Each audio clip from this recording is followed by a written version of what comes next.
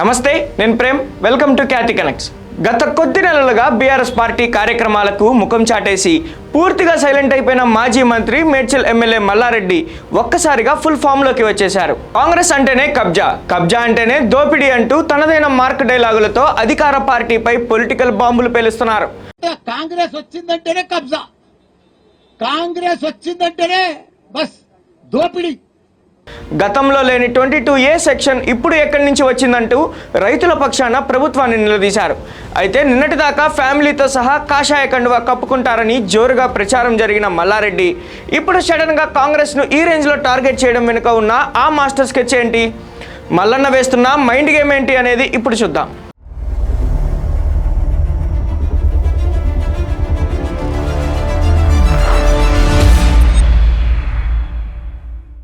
గత ప్రభుత్వాలలో లేని 22A ఇప్పుడు కొత్తగా ఎలా వచ్చింది? గత కాంగ్రెస్ ప్రభుత్వంలో ఇచ్చిన పాస్బుక్లు ఇప్పుడు ఎందుకు మారుస్తున్నారు? ఎవడో దోచుకోవడానికే ఇవాళ పేద ప్రజలకు అన్యాయం చేస్తున్నారు అంటూ మాజీ మంత్రి మల్లారెడ్డి ఆరోపించారు. బోమ్రాస్పేటలో 1000 ఎకరాల భూమి ఎవరి పేరు మీదకు వెళ్తుంది, ఎక్కడికి పోతుంది, చేతబడితో మాయం చేశారా అంటూ ప్రభుత్వాన్ని ప్రశ్నిస్తూనే సీఎం రేవంత్ రెడ్డిని ఇరుకున పెట్టే ప్రయత్నం చేశారు. నువ్వు సీఎం కాదా మన రాష్ట్రానికి? అదంటే నిన్న బాధ్యత గల సీఎం లెక్క ఒక మాట ఇచ్చినావు, నేను ఇది కాపాడుతా అని. మరి ఇదేంటి బొమ్మరాజపేట ల్యాండ్ 1000 ఎకరాలది, ఇది నీకు బాధ్యత కాదా? స్థానిక కాంగ్రెస్ నాయకులకు బాధ్యత లేదా? ఎవరు చేస్తున్నారు ఇదంతా? చేతవాడి చేస్తుర్రా? చేతవాడితో అవుతుందా? ఈ నంబర్లన్నీ ఎవరు మారిపోతున్నాయి? ఎట్లా చేతవాడితో మారిపోతున్నాయా? ఎవరిని తెలుస్తలేదా? ఎట్లకెళ్ళి మారుతున్నాయి ఈ నంబర్లన్నీ? ఎవరి పేరు మీద చెప్తున్నాయి? అసలు ఎన్నికల ఫలితాల తర్వాత మల్లారెడ్డి ఎక్కడున్నారు? BRS working president KTR, Harish Rao లాంటి నేతలు ప్రభుత్వాన్ని రోజు కడిగి పారేస్తుంటే ఈ మాజీ మంత్రి మాత్రం పార్టీ కార్యక్రమాలకు, మీటింగులకు ఎందుకు దూరంగా ఉన్నారు?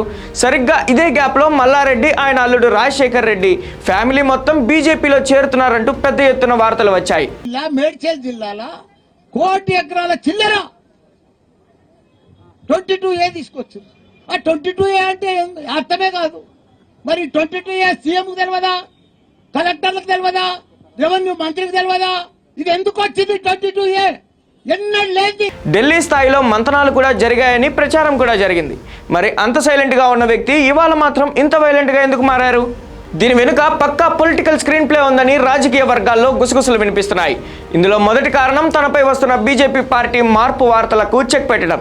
తాను బీఆర్ఎస్లోనే ఉన్నానని, కేసీఆర్ వెంటే నడుస్తున్నానని గులాబీ క్యాడర్కు, అధిష్టానానికి ఒక స్ట్రాంగ్ మెసేజ్ ఇవ్వడానికే మల్లారెడ్డి ఈ ప్రెస్ మీట్ పెట్టి కాంగ్రెస్పై ఫైర్ అయ్యారని ఒక వాదన. రెండో కారణం అధికార పార్టీ నేతల నుంచి వస్తున్న ప్రెషర్. తన విద్యా సంస్థలు, ఆస్తులపై కాంగ్రెస్ ప్రభుత్వం ఎక్కడ ఫోకస్ చేస్తుందన్న ఆందోళనతోనే ఇన్నాళ్ళు సైలెంట్ అయ్యారని, కానీ ఇక లాభం లేదని డిసైడ్ అయ్యి attack is the best defence అనే స్ట్రాటజీతో కాంగ్రెస్పై రివర్స్ అటాక్ మొదలు పెట్టారని మరికొందరు విశ్లేషిస్తున్నారు. కానీ మల్లన్న ప్లాన్ లేకుండా ఏది చేయడని ఒక్కసారిగా గులాబీ దళంలో మల్లన్న హడావిడి చేయడం చూస్తుంటే కమలం పార్టీలో కమిట్మెంట్ ఇవ్వకపోవడంతోనే మళ్ళీ బీఆర్ఎస్ రాగం ఎత్తుకున్నారనే ప్రచారము జరుగుతుంది. చూశారుగా, కాంగ్రెస్ అంటేనే కబ్జా అంటూ ఆయన పేల్చిన ఈ 22A బాంబ్, బోమ్రాస్పేట 1000 ఎకరాల మిస్టరీ ఇప్పుడు అధికార పక్షానికి పెద్ద సవాలుగా మారాయి. మరి మల్లారెడ్డి చేసిన ఈ తీవ్రమైన ఆరోపణలపై రేవంత్ సర్కార్ ఎలా రియాక్ట్ అవుతుంది? భూకుంభకోణాల ఆరోపణలకు మంత్రులు ఎలాంటి కౌంటర్ ఇస్తారు?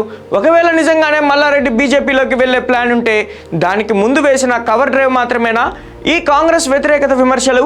మల్లారెడ్డి సైలెంట్ టు వైలెంట్ వెనుక ఉన్న అసలు సీక్రెట్ ఎప్పుడు బయటబయలవుతుందో వేచి చూడాల్సిందే. మరిన్ని అప్డేట్స్ కోసం ఛానల్ని ఇప్పుడే సబ్స్క్రైబ్ చేసుకోండి. Thank you for watching Khyati connects.